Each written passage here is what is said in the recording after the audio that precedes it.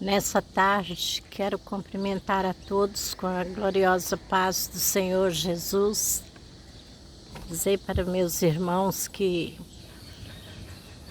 nesse momento, eu venho meditar junto com vocês sobre o fogo que representa a presença de Deus e a diferença entre o fogo que nós humanos usamos e conhecemos. Vamos começar por Levítico capítulo 6, versículo de 12 a 23.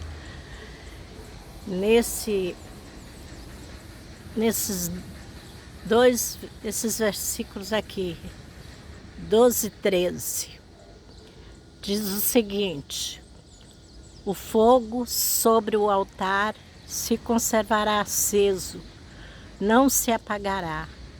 O sacerdote acenderá lenha nele todos os dias pela manhã e sobre ele porá em ordem o holocausto e queimará a gordura das ofertas pacíficas.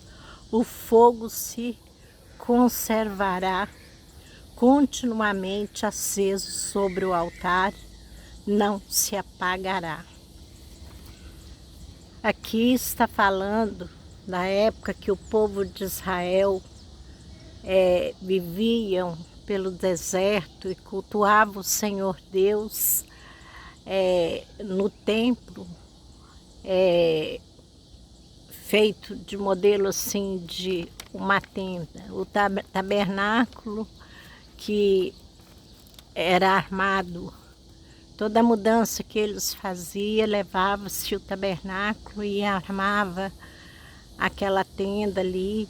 Tinha o átrio,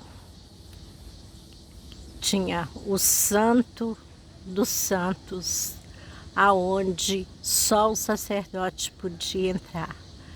E ali o sacerdote tinha que manter o fogo aceso continuamente, não deixando ele apagar. O fogo representava ali a glória de Deus junto com eles. É muito interessante que nós não podemos deixar o fogo do altar apagar em nossos corações, porque hoje o altar é o nosso coração, onde o Espírito Santo faz nele morada. Então nós temos que estar continuamente com esse fogo aceso em nossos corações para a glória do nome do Senhor. Nós não podemos deixar que esse fogo venha se apagar em nossos corações. Nós vemos outras referências de fogo. Elias, quando ele fez um desafio aos profetas, 450 profetas de Baal, ele mandou que eles clamassem ao Deus deles, de maneira que o Deus deles pudesse responder. Aquele a quem o Deus respondesse era o Deus verdadeiro. Aqueles 450 profetas de Baal clamaram até se cansar e não aconteceu nada. Aí passou-se a vez para Elias. Elias fez o altar, construiu ali um altar, fez em volta do altar uma vala, aonde encheu-se de água, e ali Elias começou a clamar a Deus e desceu fogo do céu, consumiu o holocausto e consumiu, lambeu a água daquela vala. Como que fosse um combustível. Nós vemos que o altar do cristão tem que estar continuamente com o seu fogo aceso, para quando clamar a Deus, ter a resposta dos céus, como Elias teve. Elias clamou a Deus e Deus respondeu com fogo. Nós vamos ver na fornalha de fogo, no livro de Daniel, no capítulo 23. Quero ler com vocês esse versículo, que é no capítulo 3 e o versículo 23, que diz o seguinte, também falando sobre o fogo. Diz o seguinte: e estes três, Sadraque, Mesaque e Abdenego, caíram atados dentro da fornalha de fogo ardente.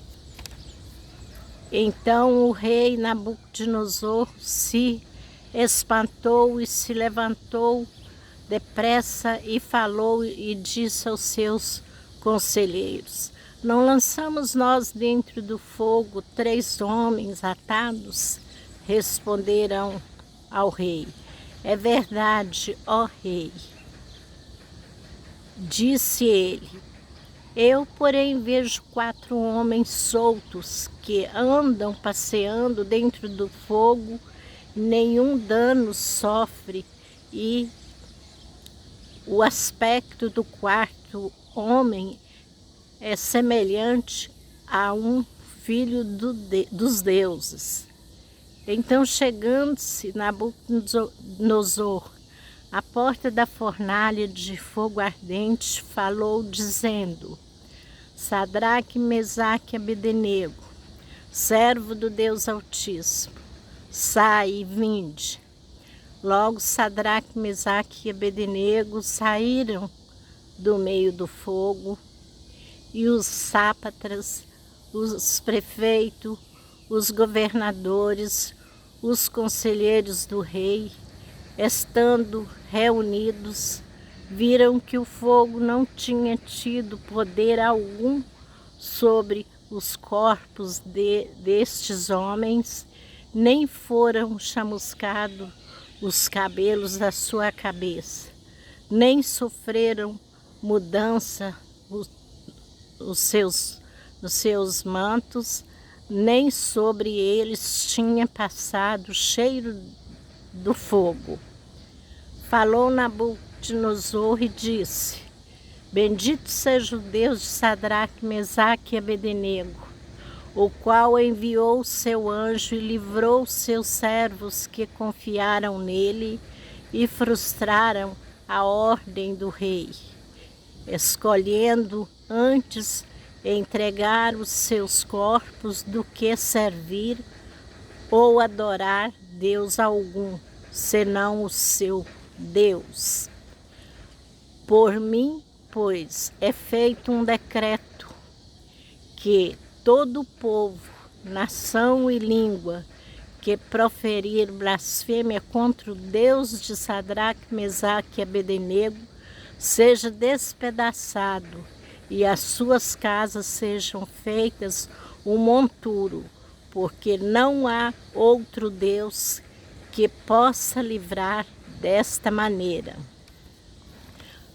Nós vimos aqui que Sadraque, Mesaque e Abdenego eram 3 jovens tementes a Deus, orava a Deus todos os dias, 3 vezes por dia, e sofria grande perseguição dos governadores daquela cidade, né, da época, e através das fofocas levaram o rei a pronunciar que Sadraque, Mesaque e Abdenego teria que adorar o Deus deles. E quando fosse dado o sinal para adoração, todos teriam que ajoelhar. Mas Sadraque, Mesaque e Abednego não dobraram seus joelhos diante de deuses estranhos.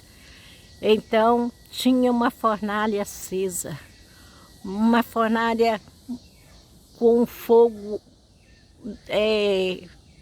não tem palavras para explicar o aquecimento. A palavra de Deus chama aquela fornalha de fogo ardente. Amarraram esses 3 jovens e jogaram dentro daquela fornalha. E enquanto eles esperavam que eles gritassem ou desesperassem ali dentro, enquanto o fogo consumisse, não. Eles começaram a passear para lá e para cá dentro do fogo, e junto com eles tinha um ser que era semelhante aos filhos de Deus. Nabucodonosor, olhando, vendo que jogaram 3 homens e tinha ali um 4º homem passeando com eles, vendo que o fogo não os atingiram, Nabucodonosor fez uma reflexão ali e viu a grandeza e o poder do Deus que aqueles 3 jovens serviam, que é o nosso Deus, o qual nós servimos até os dias de hoje. Então, nós vemos que Deus é um Deus que neutraliza fogo. Deus é um Deus que o poder dele fecha a boca do leão. É um Deus que se vinga dos nossos inimigos.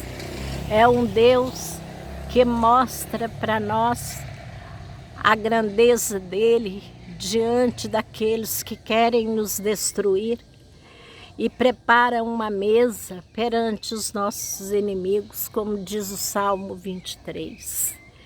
E interessante que o Nabucodonosor reconheceu a grandeza desse Deus e fez um decreto que todos tinham agora que adorar, era o Deus de Sadraque, Mesaque e Abednego. Acho que falta nos dias de hoje para nós reconhecimento das autoridades, da grandeza do nosso Deus. O que falta nas nossas autoridades é buscar a Deus para governar junto com eles, para estar do lado deles, dando direção, porque com Deus do lado, tudo dá certo. Deus é um Deus que neutraliza o fogo, neutraliza os inimigos, quebra o arco, corta a lança. É o Deus que abriu o mar vermelho para Israel passar.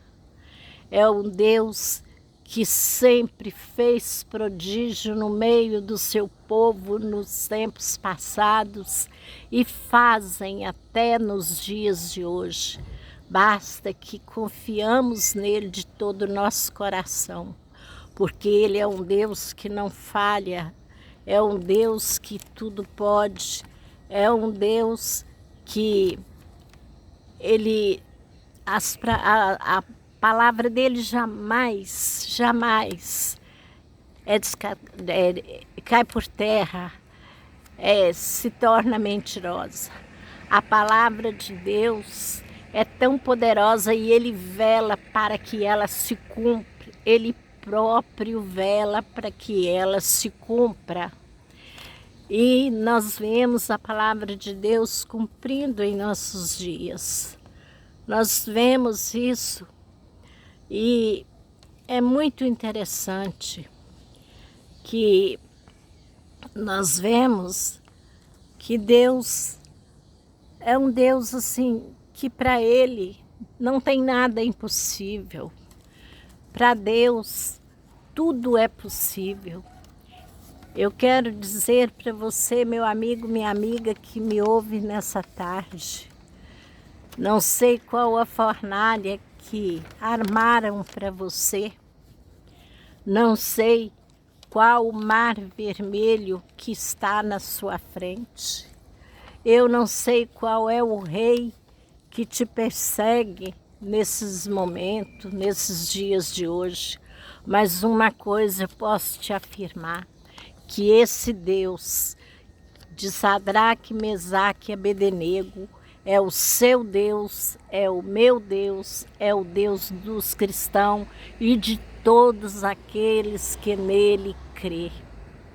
Você, meu amigo, minha amiga, quero dizer para você, vale a pena confiar em Deus, vale a pena servir a Deus, porque nós vemos que Deus é Deus de milagres, Deus é Deus de causas impossíveis, Deus é um Deus que luta por nós, que toma nossas batalhas, aquilo que eu e você não temos forças suficiente para vencer, o nosso Deus vence por nós. Eu tenho grandes experiências com esse Deus que eu vos falo nessa tarde. Nessa cair da noite, já escurece, você pode ver as lâmpadas da cidade já se acendendo. E então nós vemos que é um Deus que nós cremos nele e vemos ele pela fé. Mas sabemos que Ele está sempre ao nosso lado. Deus sempre vai na frente daquele negócio que você vai fazer. Deus sempre vai na frente no seu caminho para direcionar os seus passos. Deus sempre vai na frente quando você tem que procurar um médico, porque sem Deus nós não somos nada. Deus vai na frente e você chega lá, eu chego lá, e Deus ilumina a mente do médico e ele transcreve uma receita para você de um remédio certo, um remédio que vem trazer resultados positivos. Mas se nós dermos um passo sem a direção de Deus, quero dizer para vocês, não chegamos a lugar nenhum, porque somos dependentes de Deus em todos os sentidos. Nós somos dependentes de Deus no ar que respiramos. Você já parou para pensar, se Deus retirasse o oxigênio da natureza, do ar que respiramos, por alguns segundos, nenhum ser vivente sobreviveria, porque nós dependemos de Deus, mas dependemos do oxigênio para respirar. Se nós ficássemos sem oxigênio alguns segundos, a nossa vida seria ceifada.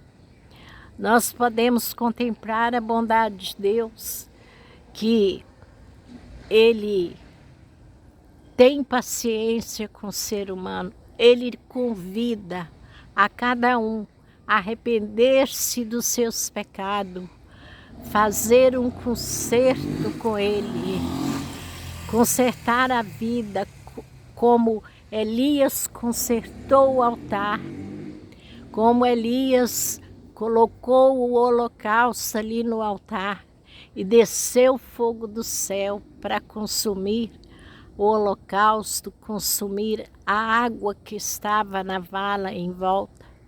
Quero dizer para você que o nosso holocausto hoje é a nossa oração, é a nossa comunhão com Deus, é a nossa fé que temos em Deus. Nós temos que começar o nosso dia pela manhã, agradecendo a Deus por uma noite que vencemos, por um dia que recebemos. Cada manhã é um presente de Deus que nós temos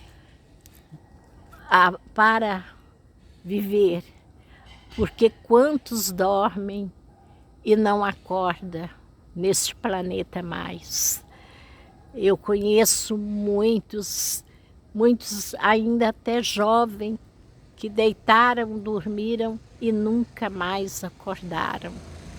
Então, só de nós dormir e acordar, meus amigos, é um grande milagre. Você já parou para meditar que todo dia você recebe milhares de milagres por dia ao começar de uma noite bem dormida, de uma manhã alegre que Deus te dá, mais um dia de vitória que Deus nos dá? Você já parou para meditar que sem Deus nós não conseguiríamos nada disso? Sem Deus nós não somos nada.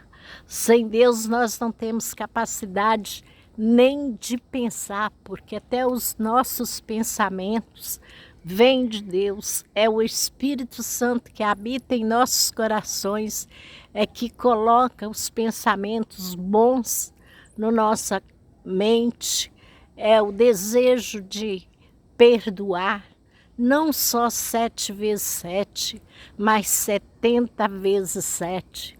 Quero te perguntar, meu amigo, minha amiga, você já contou quantas vezes você já perdoou na vida? Porque na palavra de Deus fala que nós devemos perdoar não só 7 vezes 7, mas 70 vezes 7. E Deus, quantas vezes já nos perdoou? Quantas milhares de vezes Deus já nos perdoou? Deus nos perdoa todo momento. Nós somos dependentes do perdão de Deus. Nós somos dependentes de Deus para tudo.